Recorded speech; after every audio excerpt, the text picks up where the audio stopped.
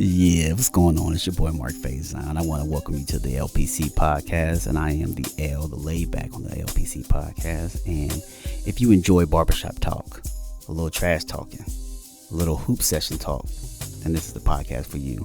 Tune in.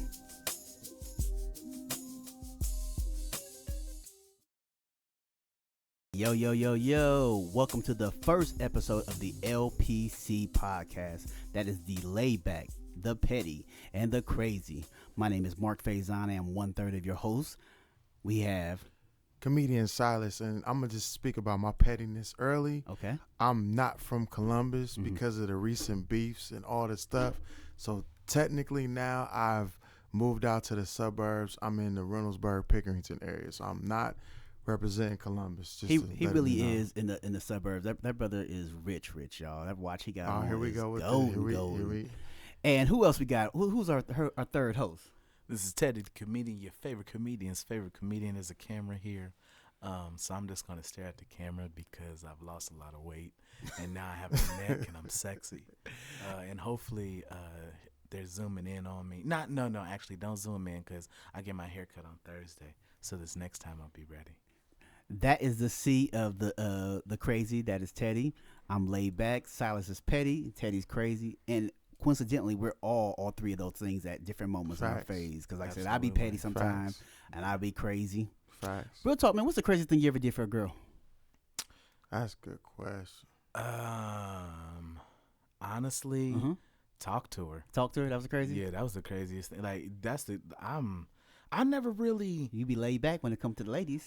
You know what? When I was younger, I will say, I was definitely a pretty aggressive, But now, as I got older, probably around 20, I'm 33 now. But now, when I got about 28, I kind of laid back on it. Okay, that's what's up. What about you, Silas? You married? Well, since I'm petty, some of the craziest things I've done is stalked just to see if she was where she said she needed to be. Oh wow. Light skin. Yeah, sometimes you gotta pop that's out that definitely trunk. some light skin stuff right there. Sometimes Yeah, binoculars and everything. Hey, sometimes when she, you gotta pop out that trunk. Like, hey, you better be where you say you were. You gotta do that. Where was she at? I can't tell, man, because I go to jail if I tell. But, it's it's still the statute of limitation. But you been married for 10 years. You good? I'm playing, man. I ain't never did that, but I do know somebody that did that before. You was judging me like a mug. You saw he was looking like he really did that. Yeah. I ain't really did that, but I do know somebody that did that before, though. But you look like you might stalk a girl, though, Silas. Yeah. It's the light skin. The light skin. 1,000%. That's because y'all seen the movie with Michael Eagley, how crazy he was. Nah, that's just the average light skin. That's average light skin dudes. Nah, man, we ain't crazy like that. I'm a Drake. Yeah. Yeah. He crazy with bread. But hold up, J. Cole. Nah. Light skin, he ain't. Nah. T.I. real nigga.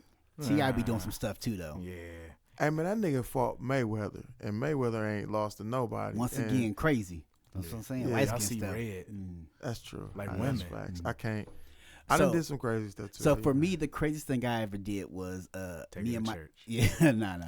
Me and my ex, we're arguing, and like she used to do stuff to get me riled up and everything. And so she decided, she was like, I'm leaving. So she going to call somebody on the phone and pretend like she better go see a dude, whatever, right? So I'm like, oh, word, that's what you on?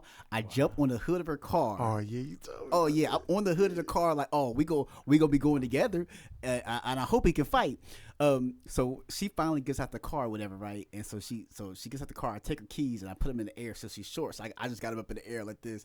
And she's trying to get the keys. So coincidentally, she grabs my arm and like reflected, like instinctively, I put my foot behind her and she kind of trips over.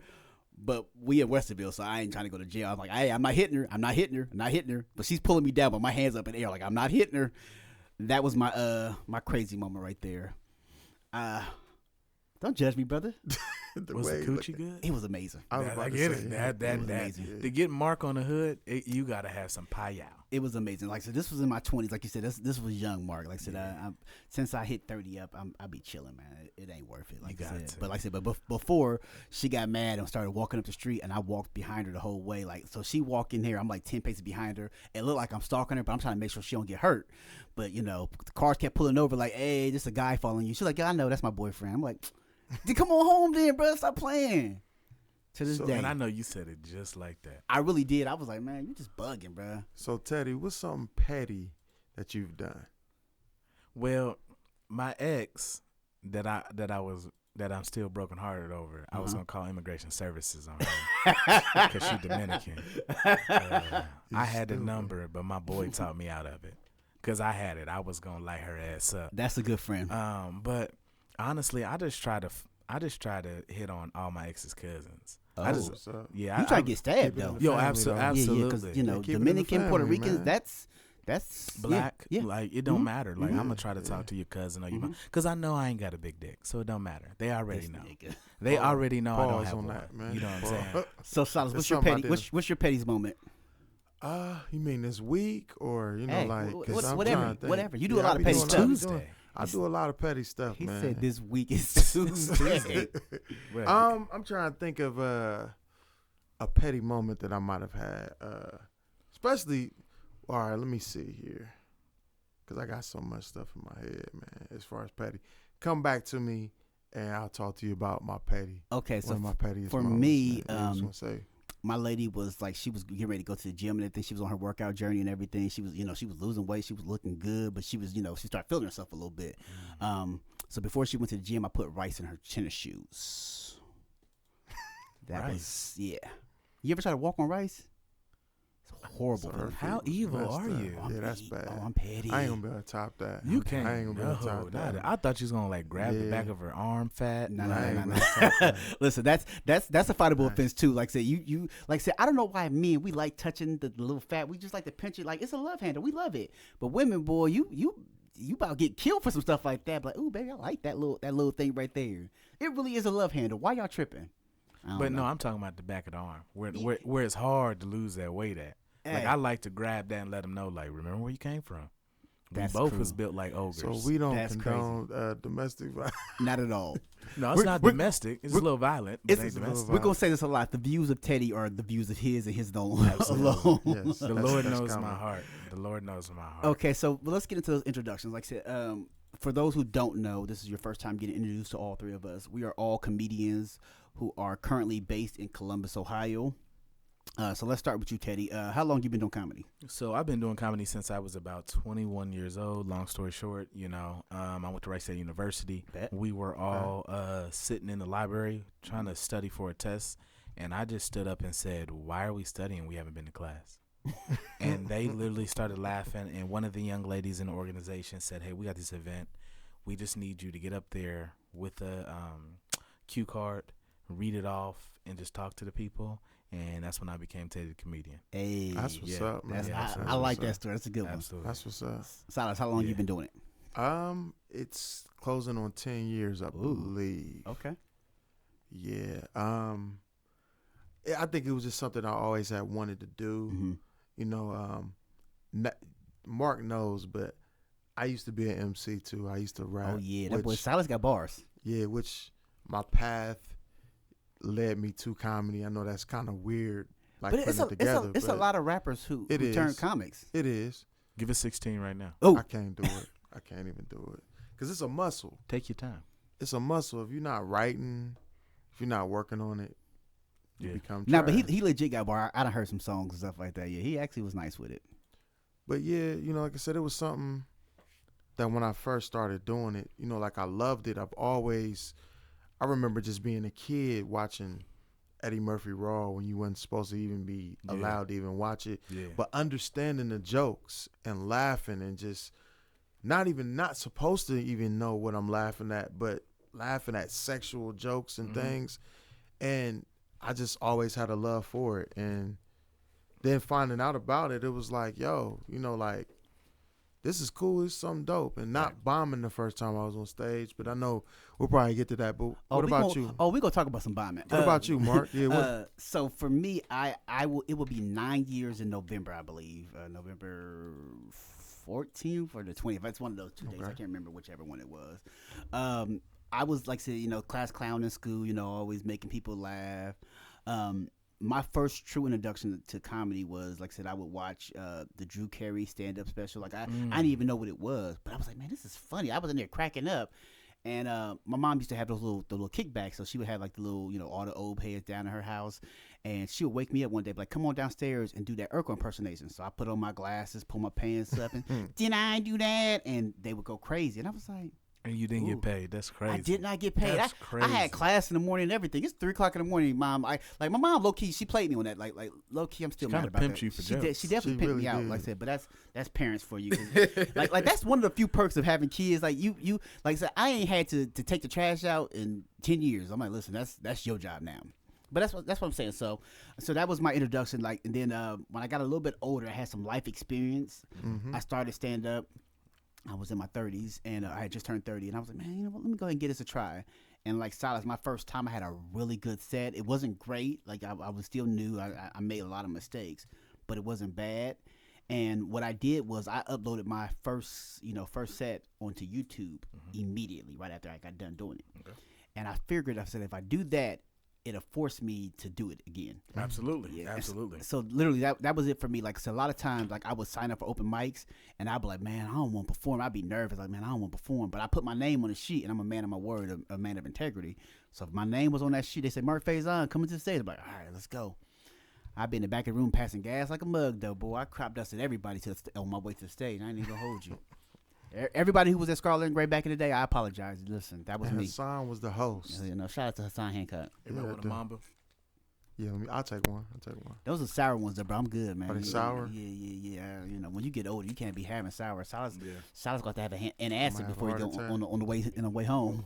You stupid. I'm doing Ramadan, so I can't eat. I'm Christian, but I like I told y'all, fasting and praying is good. You know what I'm saying? This candy, okay. Yeah, I can. 702. 702, yeah. Oh, Yeah, 702? yeah. Okay. So fasting is important, like I said, in the sense of like it's good for your body, and then it's good for the spirituals. Like I said, you grow close to God, so it's amazing. Like I said, I salute you. I salute anybody who's doing Ramadan. Man, shout out to everybody, man. But before we go, let's talk about some bombing stories. Oh, shit. Let's talk about the times that you didn't do well. You lost that crowd. You got booed, almost got booed. It was dead silent. Like they was looking at you like you stole something. What you got? You need me to go first? Go first, brother, 'cause I know you got a good one. Well, I got booed. It was brutal. How brutal? Like brutal? Just setting the scene. Okay, set the atmosphere. They do this show called Laugh Blast. Now, this was the original Laugh Blast. the was original different. Laugh Blast. Sorry, I didn't mean to botch the name because I'm going to give them their respect. Shout out to them. Braze Dave was he had something to do with it. Rest in peace, Braze Dave. This show was ghetto than a mug. I'm talking about niggas in the back doing coke. Oh, This outside. It was This outside, though. and it was BYOB. It's gang members out there, and It was- different sides of the gangs out there. Some niggas throwing up C, some niggas throwing up B. It just was crazy. It was on Oak Street back before they gentrified. Yes. This, Yes. It was hood. So they asked me to come to the show. Of course I go first. Kenny Jackson was the host. He's a comedian. Shout out to This Kenny nigga, J. I started off bad because this nigga brought me up messed up. He was like, man, I don't even know where this nigga from. Let me just bring this nigga on stage. Now, As a host, he did not do him a service. facts. Mind you, now you got to think, I'm probably 3 years in comedy, not really ready for this type of room or even ready for that response. I thought by coming out to the song I was going to come out to, it was going to work. What was the song? I came out to A Mask Off by Future. Oh, that song was popping at that time too. It was, but I said a joke thinking it was going to hit. I said, this is what Tiger Woods was playing when he was on the side of the road in that car. And that's the response I got right there. So you were just in the wrong setting to say that. Yes. Yeah. So, Because that would go over amazing. so they wasn't trying to feel that. They don't know nothing about no golf. Right. So, mind you, I go into a couple jokes. They kind of listening a little bit. And then I said something I can't even remember what I said. Somebody was like, boo this man. Boo. Everybody just started booing, going crazy. So right? time out. It was a nigga there who initiated the boo. He said, hey man, hey y'all get your boo together. Me. Yeah. So hold on. I said, man, if you don't set your milk dud ass up, the DJ turns the music on. I'm like, hey, man, what you doing? He said, you're not getting them back, dude. It's a wrap. It's a wrap. So I go off stage, right? I told you, this is wild. It get even worse. It get even worse. So I go off stage, right? And I'm in the back and I'm cussing. And my dude, Money Mike, who, you know, he was like a regular at the time. He hollered at me like, bro, stay. Because, you know, when you bomb, you get out the building. You get away. You got to leave. Don't test somebody with them bombing This hands. nigga like, stay, man, stay around. No, I forgot a part. So when I was talking to the lady that brought me on, hey, what's her name? I can't think. You know what I'm talking about? Oh, what is her name, man? And I'm messing her name up. Jay. Yeah. She brought me on. She said, well, you did better than the last guy. The last guy cried. We had to walk him out. So I was like, this is a normal thing. Listen. People get booed all the time, right? It was Columbus's version of Showtime at the Apollo. Yes, pretty much. And they looking to do that. Mm-hmm. Now, before I got, they said they had a gong that they used to have. And I'm like, I'm glad I missed them days. But anyway, so I'm in the back. Money like, nah, stay around. So they're going up to him, congratulating him on his best set. Good set. You did your thing. And they looking at me like, yeah, man, you just really wasn't connecting tonight, man. But to stand next to a nigga who's getting praised when you bombed is crazy. And then like, keep going. Yeah, keep doing it. You know, that's the. But that's. And at that time, what I did was that next day, I wrote some of the jokes that I do now. Mm-hmm. And that was a lesson in what to do in that type of crowd, and that helped. But yeah, man, it was a brick. Real talk, like I said, because she asked me to do the show, and I was like, bro, I watched the show one time, and I was like, oh, I need to go home and write a set just for this crowd right here. Like, you got to be prepared. That's not a show. You just show up and like, oh yeah, I'm gonna just go ahead and freestyle some stuff. Nah, I seen Beast go on that stage and kind of struggle a little bit, and I'm thinking, nah, man, I ain't gonna struggle. Man, I took a brick. Now, I did redeem myself. I finally went back. Oh, yeah. They brought it up this year, and I survived. And I guess it's a compliment, but she was like, yeah, everybody's saying you did way better than you did last time. So, I mean, apparently some of the same people were there this time again. Like, it's a very specific audience they got going on there. That's hilarious. One of my bombing stories, because I got a couple of them. One of the bombing stories for me is I did a private gig, and they asked me to. It was like a masquerade theme and everything. So I put on my little masquerade mask and everything. I'm like, listen, I'm gonna leave this on because I'm like, listen, if I ain't funny, y'all ain't gonna see my face. Y'all ain't gonna be putting me online. That didn't go over well at all, and I was like, oh, when was this though? When was this? This was a couple years ago. Like this wasn't like. This was like within the last 5 years. This is a private gig. Private gig. Okay. Private gigs are always tough. Like I said, like with private gigs, people don't know how to run shows, so they'll be like, "Oh, we want you to perform while people eating." People ain't trying to hear comedy when they eating. They like I said, you got to have snacks and stuff like that. Let them eat and then let me go up, or let me go up and then let them eat. Like you got to balance it out. Let me jump in. I was just gonna say, a lot of times people don't understand how hard it is to just manufacture comedy out of nowhere. You gotta have, like, you just at an event and they like, all right, the next guy is gonna come up, is gonna be a comedian, he's gonna make you laugh. All right, here he goes.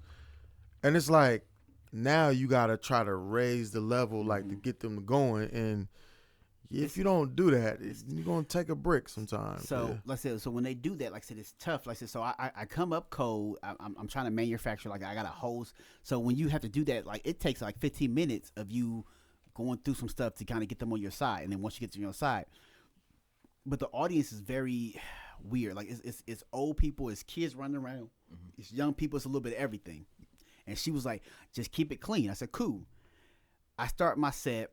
I'm doing okay, but people are ready to go. It's the end of the night. People are tired. They're ready to go. People start walking out and stuff like that.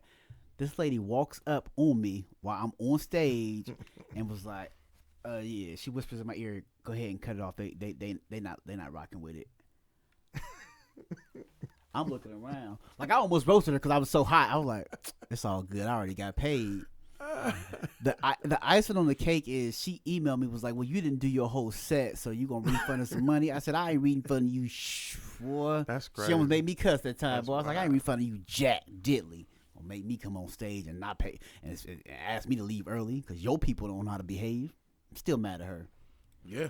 No, that like those private gigs, I tell people all the time, like, so we did I was just there kicking it, but there was the Paynes, they had an event, Melinda and Derek Payne, they had Dope people.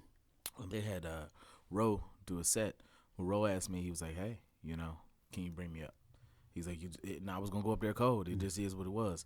But I just so happened, I don't know where my brain went to at that point, but I got my light bill right before I went up there, and it said $532. Jesus.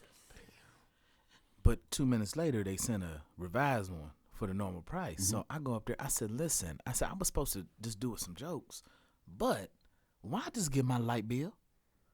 And it was $532. And I said, whatever the change. And they all was like, $532? At that point, I was like, I got their attention. I don't know why my brain went to that. I said, did y'all see me pacing back and forth? I'm not getting paid, so that's what I'm really pacing for. I said, but who's at my house?